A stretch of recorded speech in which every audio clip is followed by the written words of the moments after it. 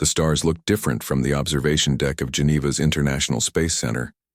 Commander Susan Miller stood with her hands clasped behind her back, watching as the strange ship approached Earth. Its surface glinted with a metal, unknown to human science, shaped like a giant teardrop with pulsing blue lights along its hull. "They're earlier than expected," said a voice behind her. Susan turned to face Dr. William Harrison, Earth's chief negotiator. He was a tall man with gray at his temples and kind eyes that hid a sharp mind. "Are we ready for this, Bill?" she asked. He smiled slightly. "As ready as anyone can be for first contact with an alien federation." The news had shocked the world 3 weeks ago.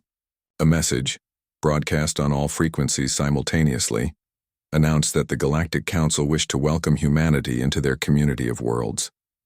After centuries of wondering if humans were alone in the universe, the answer had arrived with surprising formality, an invitation to a diplomatic meeting. Susan checked her uniform one last time. As head of security for the Earth Defense Force, she would be one of the first humans to meet these visitors face to face. Her team of 50 elite soldiers waited throughout the building, dressed in formal uniforms rather than combat gear. This was peace, not war. At least they hoped. "The Secretary General is in position," said a voice through her earpiece. "The alien delegation is docking now." The massive ship had stopped above the building, and a smaller vessel descended toward the landing pad. It touched down with barely a sound. "Here we go," William whispered. The door to the craft slid open, revealing beings unlike anything humans had ever seen before. The first to emerge stood nearly 8 feet tall, with skin that shimmered between green and blue. Its 4 eyes moved independently, scanning everything at once. Behind it came 6 other creatures, each from a different species, one covered in what looked like golden fur, another with skin like polished stone, one that seemed to float rather than walk. But it was the leader who held everyone's attention. The translator in Susan's ear identified him as High Arbiter Zex Toral of the Mithrani, the oldest species in the Council and its current ruling member. "We welcome you to Earth," said Secretary General Martinez, stepping forward with open hands. The alien bowed slightly. When he spoke, the translation came through with a slight delay. "We bring greetings from the 27 worlds of the Galactic Council. Your achievement of faster-than-light travel has qualified Earth for consideration as an associate world." The human delegation clapped politely, though Susan noticed William's small frown. The meeting moved to the grand conference room, with its floor-to-ceiling windows overlooking Lake Geneva. Susan positioned herself near the door, watching every movement of the aliens. Something about their confidence bothered her. After preliminary introductions, High Arbiter Zex Toral gestured, and one of his aides brought forward a crystal tablet. "We present the standard peace treaty offered to all emerging worlds," he said, his voice carrying an odd musical quality, even through the translator. "The Council will provide protection, limited technology transfers, and access to 3 nearby star systems for human development." William accepted the tablet and began reading. Susan watched his expression change from interest to concern to something close to anger. After several minutes, he looked up. "This treaty would classify Earth as a protectorate," he said carefully. "We would need permission to develop certain technologies and would be required to provide resources to the Council." Zex Toral blinked, his 4 eyes in sequence. "This is the standard arrangement. All 27 member worlds began this way." Secretary General Martinez leaned toward William, whispering something. William nodded before addressing the aliens again. "While we appreciate the offer, Earth must respectfully decline these terms," he said. "We would prefer to discuss an agreement between equals." The conference room went completely silent. The alien representatives looked at each other with what seemed like shock, though Susan found their expressions hard to read. "No species has ever refused the initial treaty," said Zex Toral finally. "This is unprecedented." One of the other aliens, smaller with bright purple skin covered in what looked like circuit patterns, leaned forward. "Perhaps these humans do not understand the honor being offered. The Council rarely approaches developing worlds so early in their spacefaring development. William's voice remained calm. We understand perfectly. Earth has its own destiny and wishes to join the galactic community as an equal partner, not as a subordinate. The aliens began speaking among themselves in various languages. Their translators turned off. Susan moved closer to William, her hand resting near her concealed weapon. Are we making a mistake? She whispered. No, William replied quietly. I've studied enough history to recognize colonialism, even when it comes from another star. Suddenly, a loud voice filled the room. One of the smaller aliens, identified as a junior diplomat from the Velnar species, was arguing with another. Their translators had switched back on accidentally. These primitives will be easy to subdue when the time comes, the Velnar was saying. They know nothing of the true state of the galaxy. The treaty is merely a formality. The room erupted in chaos. The alien diplomats tried to silence their colleague while the humans stood in shock at the revealed truth. Secretary General Martinez rose to her feet. This meeting is adjourned. Earth formally rejects the proposed treaty and requests that the Galactic Council delegation depart immediately. Zextorel's skin changed color rapidly, darkening to a deep blue. This is a grave misunderstanding. The Velnar delegate speaks only for himself, not for the Council. Nevertheless, William said firmly, we have heard enough to understand the true nature of your offer. Susan was already coordinating security through her earpiece, preparing for any possible threat. But the aliens seemed more confused than angry. As the delegation prepared to leave, Zextorel approached William one last time. In 40,000 years, no species has ever refused us, he said quietly. You do not understand what you are doing. William looked the alien directly in his 4 eyes. Perhaps it is the Council that does not understand what they are facing. Humanity has fought for its freedom many times. We will not surrender it, even for the stars. The aliens departed with much less ceremony than they had arrived, their ship rising silently into the sky until it was just another point of light among the stars. In the conference room, Earth's leaders gathered around the rejected treaty. What happens now? Susan asked. William looked out at the night sky. Now we prepare. The Galactic Council isn't used to hearing no. They'll be back, and I doubt they'll be as polite next time. Secretary General Martinez nodded gravely. Then we must be ready. If humanity is to have a place among the stars, it seems we'll have to fight for it. Susan returned to the window, watching the spot where the alien ship had vanished. First contact had come and gone, not with the offering of friendship, but with the unveiling of a familiar truth. Even across the vastness of space, power still sought to control the weak. But humanity was not weak, and the galaxy was about to learn that lesson. 6 months had passed since the failed meeting on Earth. On the distant world of Nexus Prime, the central planet of the Galactic Council, thousands of alien representatives gathered in the massive council chamber. The room was built like a giant bowl, with seats rising in circles around a central speaking platform. The chamber glowed with soft blue light from ceiling panels meant to comfort most species. High Counselor Nephrim of the Elendari stood at the center.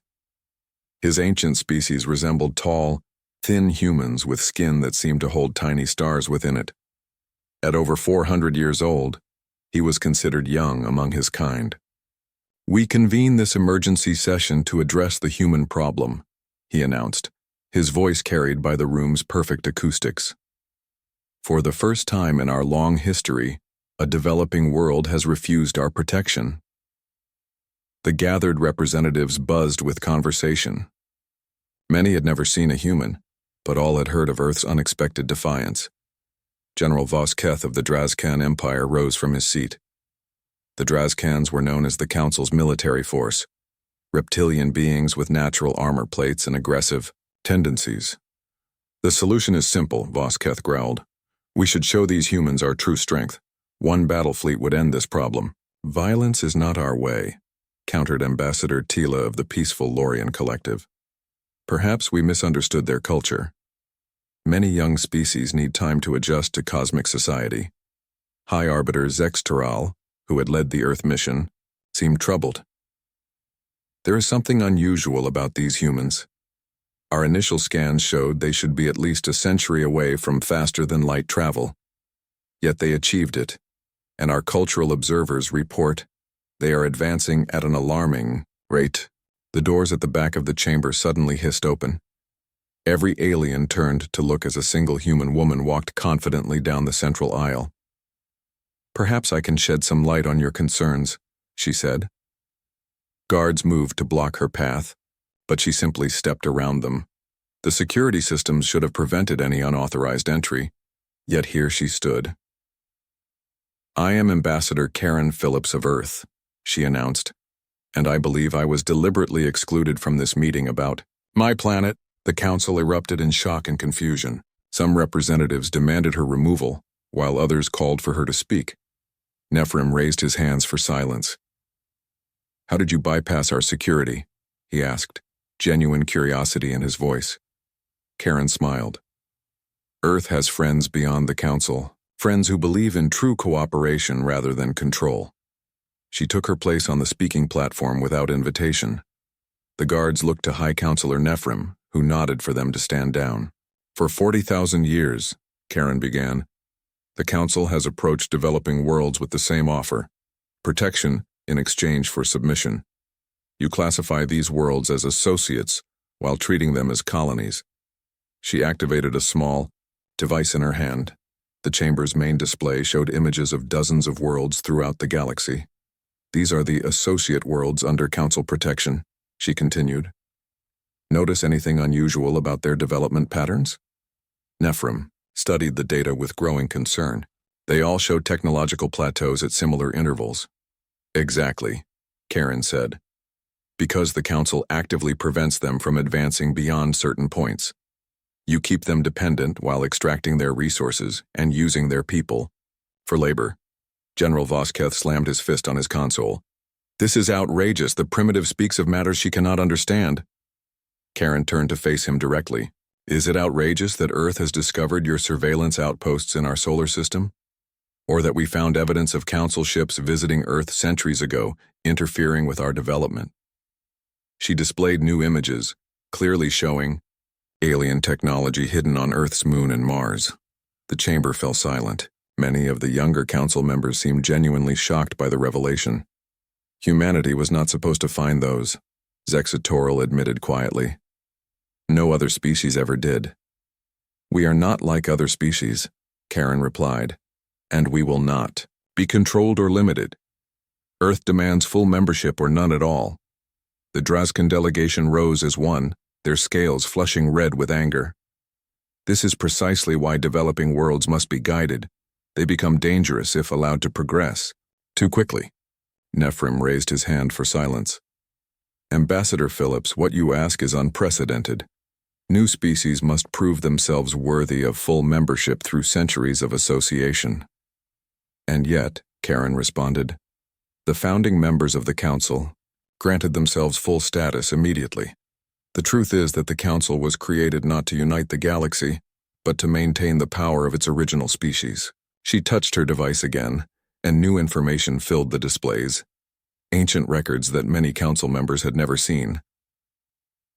"Where did you get these files?" demanded Zexus Toral, his skin darkening with anger. "As I said, Earth has made friends. Not all species in the galaxy agree with the Council's methods." For the first time, fear rippled through the chamber. If humans had made contact with non-Council worlds, the carefully maintained galactic order could collapse. "We have established independent relations with 7 non-Council species," Karen continued. "Species the Council has deliberately isolated or ignored. Together we are forming a new approach to galactic cooperation, one based on equality, not control." The Council exploded into arguments. Some representatives shouted for immediate military action, while others called for negotiation. Still others demanded to know which 7 species had broken Council isolation. High Counselor Nephrim eventually restored order. "We must vote on how to proceed with Earth. Those in favor of reassessing our approach to humanity and opening true negotiations Raise your hands. Slowly, hands, tentacles, and other appendages rose. Nephrim counted carefully. Those in favor of isolating Earth completely until they accept our traditional terms? Again, appendages rose across the chamber. The vote is exactly split, Nephrim announced, sounding troubled. Never in council history has this happened. Karen gathered her things. Then I will leave you to resolve your internal dispute. But know this, Earth will defend itself and we are not alone. As she turned to leave, General Vosketh called after her. This is not over, human. The Drazkan Empire does not tolerate threats. Karen paused at the door. That wasn't a threat, General. It was a statement of fact. The galaxy is changing. The Council can change with it or be left behind. After she departed, the chamber remained silent for several moments. Then, the arguments resumed louder than before. The once unified Galactic Council had begun to fracture, with Earth as the breaking point. On her ship leaving Nexus Prime, Ambassador Karen Phillips sent a simple message back to Earth. Phase 2 complete. They're exactly as divided as we hoped, the UR. Stars seem different now. Not distant and unreachable, but full of possibilities and new allies. Humanity had taken its first true steps into a larger universe, and the old powers were already starting to crumble. Admiral John Foster stood on the bridge of the EDF Defender, Earth's newest and most advanced warship. Through the main viewport, he watched the gas clouds of Jupiter swirl below. His ship was not alone. 5 other human vessels formed a defensive line hiding in the magnetic field of the massive planet. Contact approaching, sir, reported Lieutenant Maria Garcia from the sensor station. 7 ships of Drazkan design, moving toward the mining colony on Ganymede. John nodded. Intelligence had warned them this was coming. After Ambassador Phillips's appearance at the council meeting 2 months ago, the militant Drazkan Empire had begun testing Earth's defenses. All ships maintain position, he ordered calmly. Let them make the first move. The Drazkan vessels were impressive, each one nearly twice the size of the human ships. With weapons ports visible along their hulls, they moved with a predator's grace, their engines leaving faint purple trails against the blackness of space. They're hailing us, sir, said the communications officer. On screen, John replied, straightening his uniform. The view screen showed a Drazkan commander, his scaled face set in what humans had learned was an expression of contempt. I am General Vosketh of the Drazkan Empire, he announced without greeting. You are in violation of Council space protocols. This system falls under Council regulation. John kept his face neutral. General, I am Admiral John Foster of Earth. Defense Force. Jupiter and its moons are part of our home system. We have claimed no other territory. The Drazkan made a sound that might have been a laugh. Your primitive species does not decide its territory. The Council allocated Earth and its moon for human development. The outer planets remain under Council authority. Behind John, his bridge crew worked silently, preparing defensive systems. They had trained for this moment.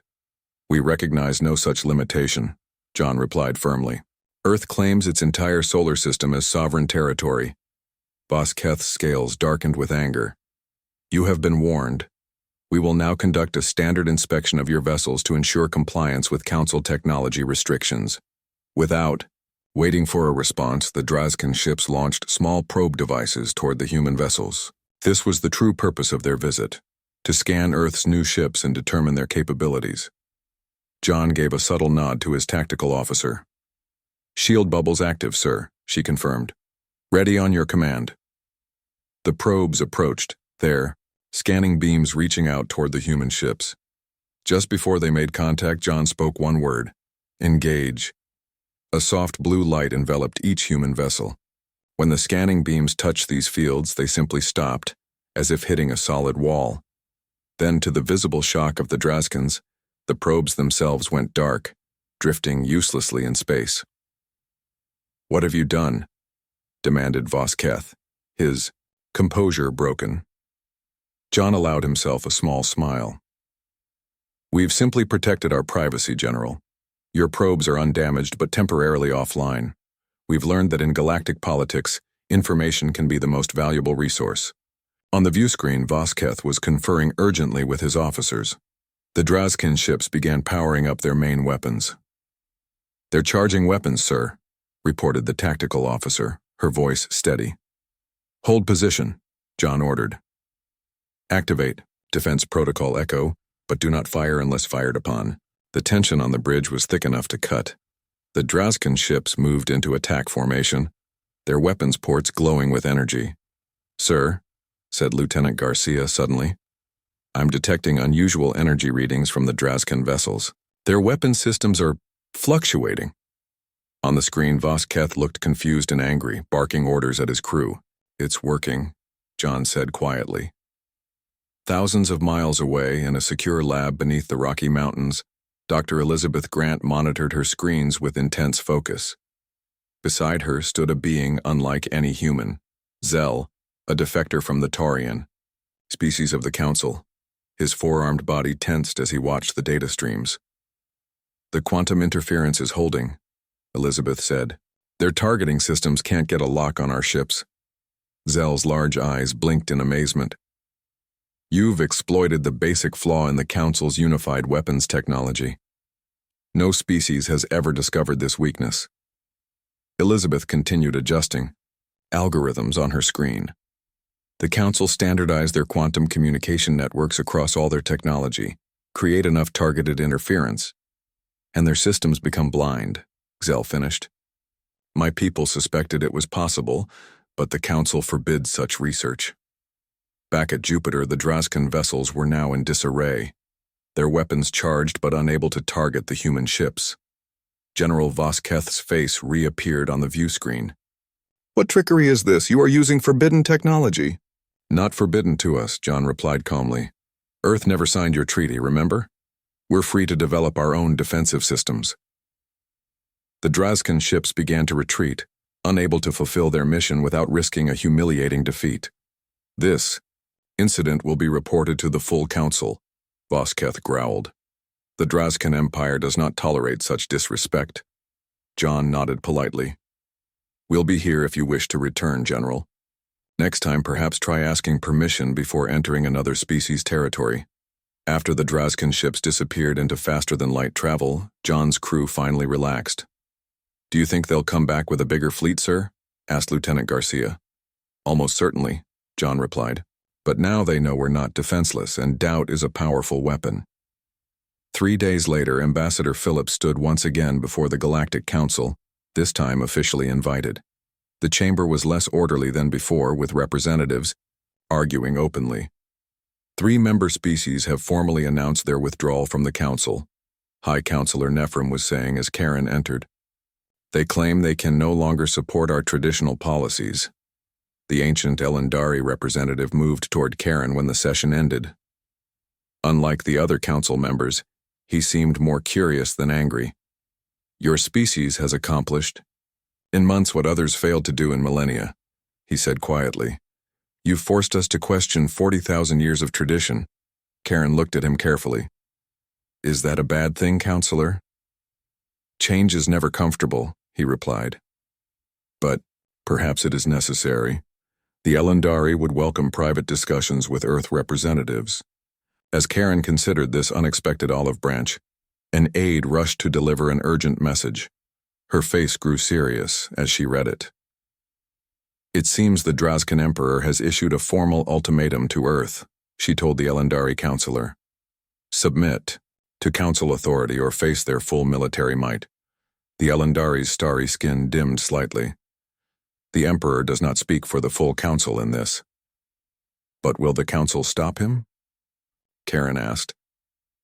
The ancient being's silence was answer enough. Back on Earth, President Rodriguez reviewed the Drazkin threat with his Security Council.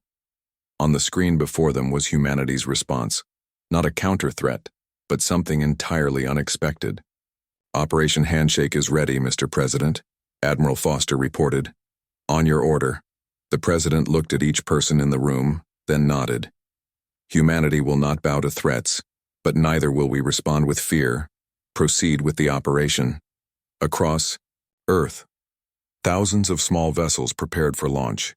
each carrying not weapons but a message that would change the course of galactic history.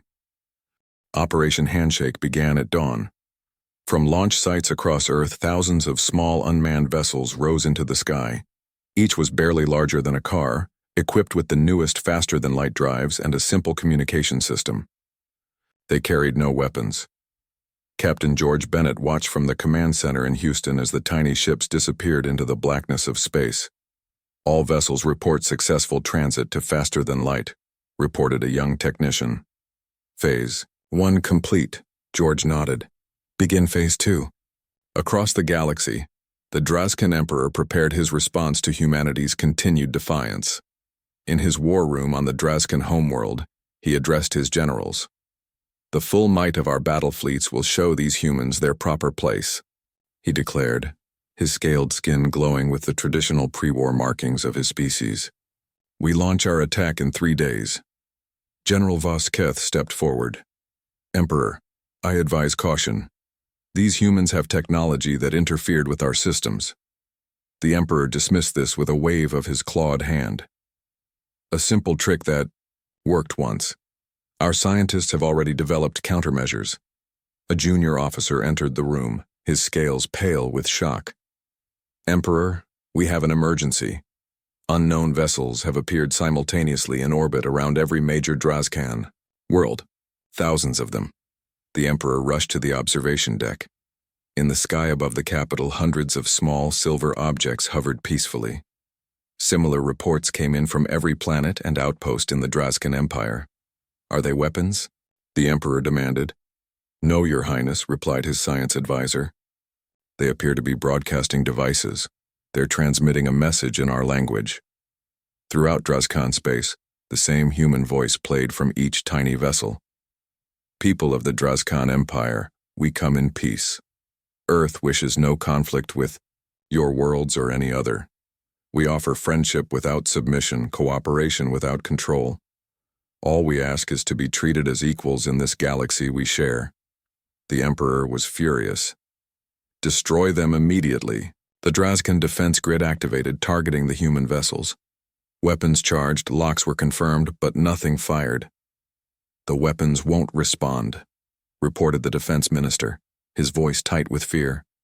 "They don't recognize the targets as threats." Similar scenes played out across the galaxy. On 27 council worlds and dozens of protectorate planets, human vessels appeared simultaneously, broadcasting messages of peace in each native language. In the council chamber on Storie, Nexus Prime chaos reigned. Representatives shouted over each other as reports flooded in. "This is an invasion," cried the Velnar delegate. "With unarmed ships?" countered the Elendari councillor. "They bring only words." High Councillor Nephrim called for order. "How did they coordinate this? How could they reach every world simultaneously?" On Earth, Dr. Elizabeth Grant monitored the operation from her laboratory. Beside her, Zell watched in amazement. "The Council believed faster-than-light communication was impossible without their network," Zell said. "Yet you've achieved it independently." Elizabeth smiled. "We didn't. We simply programmed each ship to arrive at exactly the same time, synchronized watches just on a galactic scale." Excel's 4 eyes blinked rapidly. "And the weapon systems?" "That was the real breakthrough," Elizabeth replied. "The Council standardized their defense technology millennia ago.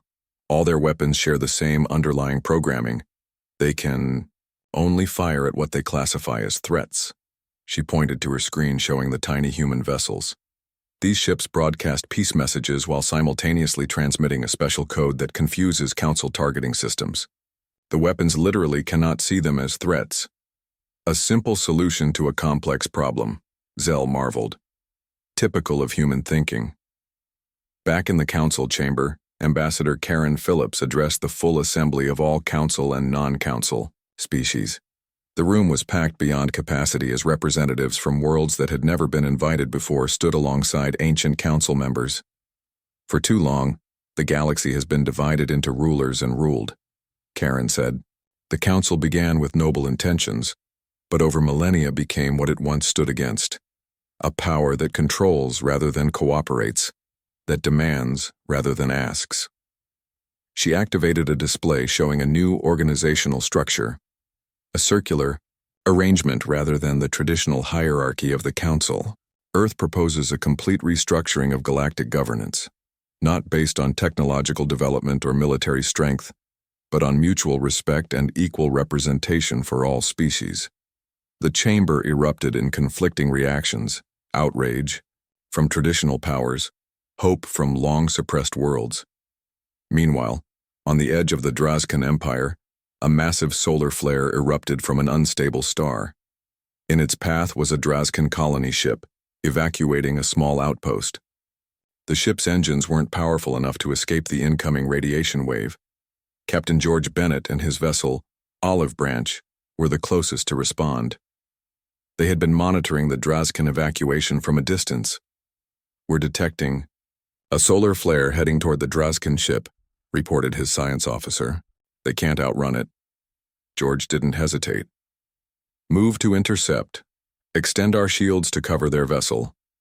The human ship positioned itself between the flare and the Drazkan vessel, extending its experimental shield technology to encompass both ships.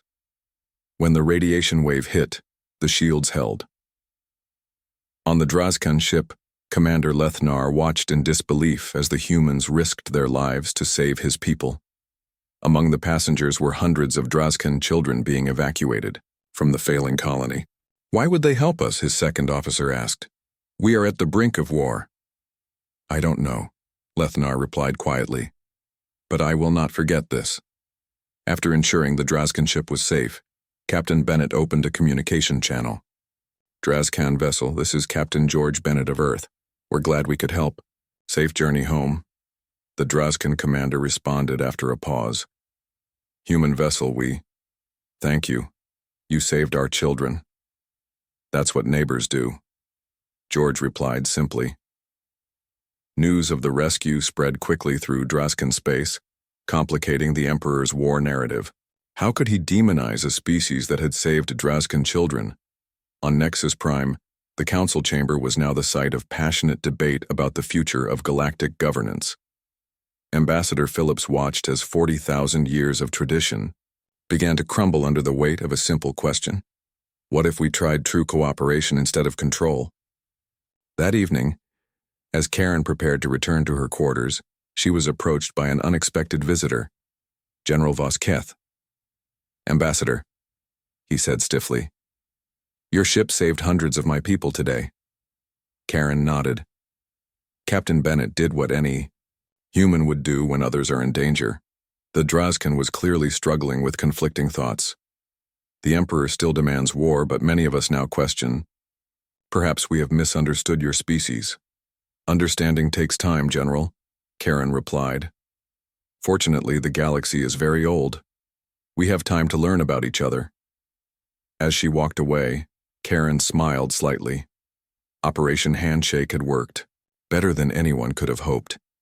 The greatest weapon humans had brought to the stars wasn't technology or strength, but an idea that was spreading like wildfire through the galaxy. That cooperation could be more powerful than control. 1 year later, the Grand Hall of Nexus Prime looked very different. The rigid seating arrangement that had separated species by rank for 40,000 years was gone. In its place stood a circular chamber where representatives from 53 species sat as equals. Dr. William Harrison, Earth's chief scientist, stood with Zell the Taurian at the edge of the gathering. Both watched with quiet pride as the first Galactic Cooperative Summit began.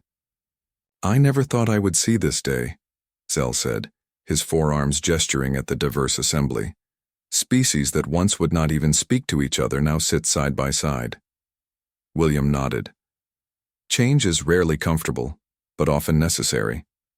At the center of the chamber, Ambassador Karen Phillips prepared to address the gathering. Beside her stood High Counselor Nephrim of the Elendari, his starry skin glowing brightly in what his species showed as happiness. "Representatives of the galaxy," Karen began. "1 year ago we stood at the brink of war. Today we gather in peace to build something new together." The chamber was silent, all attention on the human woman who had helped spark this revolution. The old council believed advanced species must control developing ones for the good of all, she continued. Earth rejected this idea, and in doing so revealed a truth many had long suspected. Cooperation between equals creates greater strength than control ever could. Nephrim spoke next. For too many millennia, we, Elendari, and the other founding species allowed fear to guide our actions. We feared what would happen if younger species gained power equal to our own. That fear led us to become what we once fought against, controllers rather than guides. Near the back of the chamber sat the Drazkan delegation. Their military uniforms were gone, replaced by more formal diplomatic attire. General Vosketh, now serving as his people's ambassador, listened with a complex expression. After the near war of the previous year, the Drazkan Empire had faced an internal crisis. News of the human rescue of their colony ship had spread throughout their worlds. Combined with Operation Handshake's peaceful message, it had forced their society to question their militant traditions. The Drazkan Emperor had initially refused to join the new galactic organization, but his people had other ideas. For the first time in their history, the Drazkans had peacefully replaced their leader, installing a provisional government that promised cooperation with the new galactic order. Now Vosketh rose to speak. The chamber tensed slightly. Old fears did not fade quickly. The Drazkan people joined this summit with humility, he said, his voice carrying none of its former aggression. We were wrong about humanity and wrong about many things. We accept the restrictions on our military expansion as fair, and look forward to finding a new role in this changed galaxy. On the main display, Dr. William Harrison and Zell presented their revolutionary theory of complementary development. Their research showed how different evolutionary paths created unique strengths and perspectives that, when combined, overcame individual limitations. The Council's greatest mistake, William explained, was forcing all species to develop along the same technological path. By standardizing everything, they eliminated the diversity that drives true innovation. Zell continued. When species develop naturally and share their unique approaches, all benefit more than if forced into a single pattern. As they finished their presentation, Admiral John Foster entered the chamber with an unexpected companion, former Drazkan Commander Lethnar, whose ship and people Foster had saved during the solar flare incident. The two now jointly commanded the security detail for the summit, their cooperation a powerful symbol of the new order. They walked the perimeter of the meeting together, one human and one Drazkan, speaking quietly and comfortably as colleagues. At midday, High Counselor Nephrim called for the most important vote of the gathering. We must select a High Representative to lead our new cooperative, he announced. Ambassador Phillips of Earth has been nominated by 12 species. Karen stepped forward. I am honored by the nomination but must decline. Murmurs of surprise filled the chamber. Earth did not challenge the old order to simply replace it with our own leadership, she explained. Instead, I propose a rotating leadership council with representatives from all worlds, regardless of their technological development. Her suggestion was revolutionary, yet made perfect sense. No single species would hold permanent power. Leadership would pass between worlds, ensuring all perspectives were valued. The vote was nearly unanimous in favor of Karen's proposal. Only 3 species abstained and none opposed. After the session ended, Vosketh approached Karen. The former general seemed uncomfortable but determined. Ambassador, there is something I must ask, he said. My people still struggle to understand. Why did humans refuse the peace offers from the beginning? Was it pride? Ambition? Karen considered her answer carefully. We studied Earth's own history, General. Many times powerful nations offered peace to less developed ones. Those offers always came with control disguised as protection. True, peace can only exist between equals who respect each other's right to determine their own future. Vosketh was silent for a moment. The Drazkans have much to learn about this kind of peace. As do we all, Karen replied with a smile. That's why we need each other. 6 months later, a new structure rose from the surface of Earth's moon. The Galactic Cooperation Center stood as a neutral ground where all species could meet as equals.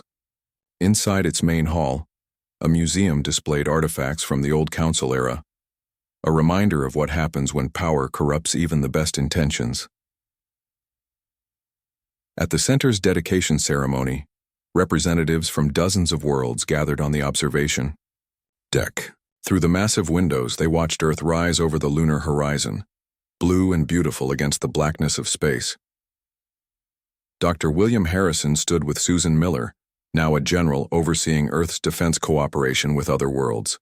Did you ever imagine this outcome when those first aliens arrived? Susan asked. William shook his head. I hoped for peaceful contact but expected conflict. I never dreamed we would change the course of galactic history. Humans have a talent for the unexpected, said Zell, joining them. Your species refused to accept limitations others took for granted. You saw possibilities where we saw only rules. On the other side of the room, Karen Phillips finished her final act as Earth's ambassador. After years of tireless work, she was returning home to teach the next generation of diplomats. A young Drozkan approached her, his scales showing the blue pattern of a scholar rather than a warrior. Ambassador, I have studied Earth's history, he said. Your world was once divided, with nations fighting each other. How did you overcome this to present a unified front to the galaxy? Karen smiled. We didn't overcome our differences. We learned to value them. Unity doesn't require sameness. It thrives on diversity guided by shared principles. That is what we hope to achieve for the galaxy, the young Drozkan said. Karen looked out at the gathered representatives, beings of all shapes, sizes, and evolutionary backgrounds talking, debating, and learning from each other. I think we're off to a good start, she said. As the Earth continued its slow rise over the lunar landscape, the representatives of 53 worlds raised their voices, together in the first Galactic Cooperation Accord. The document began with words that would echo through the stars for millennia to come. We, the species of the galaxy, united in our diversity, committed to peace through understanding, do hereby establish this cooperative to ensure that no voice goes unheard, no people goes unrecognized, and no world stands alone. Earth had refused the old peace, but in doing so, had helped create something far more valuable, a true and lasting harmony among the stars.